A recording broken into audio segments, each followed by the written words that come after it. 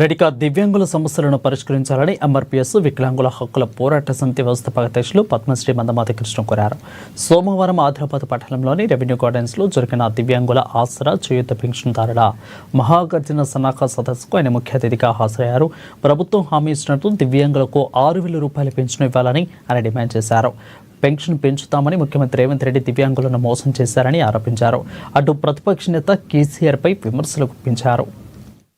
ఎకరాల స్థలంలో కట్టుకున్న గత ఎన్నికల సమయంలో రేవంత్ రెడ్డి గారు కాంగ్రెస్ పార్టీ వికలాంగులకు మేము 6,000 ఇస్తాం, వృద్ధులు వితంతులకు మేము 4,000 ఇస్తాము, ఈ నెలలో ఓట్లేస్తే వచ్చే నెలలో మేము అధికారం వస్తాం, అధికారం వచ్చిన నెల నుంచే మీకు పెన్షన్ పెంచిస్తామన్నది కాంగ్రెస్ పార్టీ రేవంత్ రెడ్డి గారు. ఇప్పుడు ఆయన అధికారంలోకి వచ్చి 20 నెలలు గడిచిపోయింది. ఆయన అధికారంలోకి వచ్చి 20 నెలలు ఆయన పెన్షన్ పెంచి ఇవ్వలేదు. వాళ్ళ మేనిఫెస్టోలో ఉన్నది వికలాంగులకు 6,000 ఇస్తాం, వృద్ధులు వితంతులకు 4,000 ఇస్తామని కాంగ్రెస్ పార్టీ మేనిఫెస్టో పెట్టింది.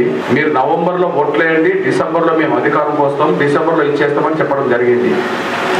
2023 డిసెంబర్ అధికారంకి వచ్చిన రేవంత్ రెడ్డి 2024 డిసెంబర్ పోయింది, ఇప్పుడు ఆగస్టు వచ్చింది, మన డిసెంబర్ రాబోతుంది. ఇప్పటికీ 20 నెలలు మన పెన్షన్ పెంచి ఇవ్వలేదు. ఈ దేశంలోనే పెన్షన్ పెంచుతామని చెప్పి 20 నెలలుగా పెన్షన్ పెంచకుండా మోసం చేసిన వాళ్ళు ఎవరన్నా ఉంటే ఈ దేశంలో రేవంత్ రెడ్డి గారు మాత్రమే అంత మోసం చేశారు. ఈ దేశంలో పెన్షన్ మీద ఆధారపడి బతికే లక్షలాది మంది పేద వర్గాలని ఈయన అధికారంలో రాలేదు, కానీ అధికారంలో ఉన్నప్పుడు